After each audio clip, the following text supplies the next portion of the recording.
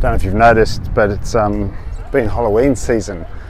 That time where I think the tradition is that you're supposed to dress up in scary costumes in order to frighten the evil spirits away so that they don't taunt you. That itself is a very interesting idea, and one that I'm not sure how they came to it. But anyway, as part of that this season that we're in of Halloween, a few of us have been, we watched the Disney film Coco in the church together, and what's interesting about that film is that it picks up a notion of people continuing to exist even in the afterlife according to whether someone who is still alive continues to remember them.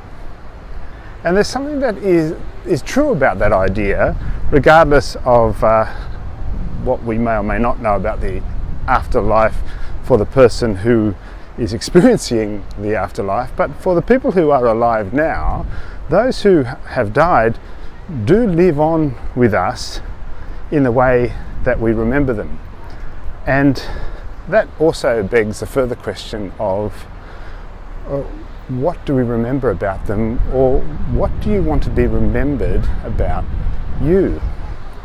Because we won't all live forever. In fact, none of us will actually live forever on this earth in the way that we're accustomed. But we will live on in the hearts and minds of those who continue to live on. At least some of us will for some time. What do you want to be remembered for? And who do you want to be remembered by? And there's a story that we're looking at church at the moment, the story of Ruth with her mother-in-law Naomi and her soon-to-be husband Boaz. Great name, that, Boaz. Good. I don't know, it's a nice name. And this is a family of people, a couple of women in particular, who are extraordinary.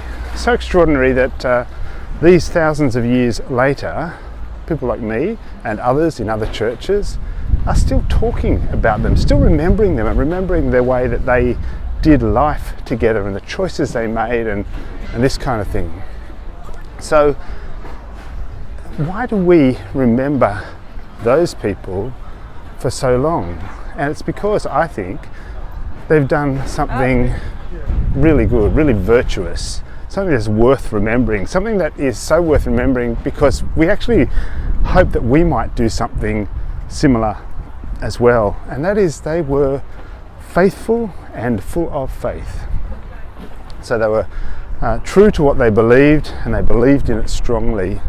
And that is something that is to be respected and honoured, and it is a powerful shaper of history and destiny.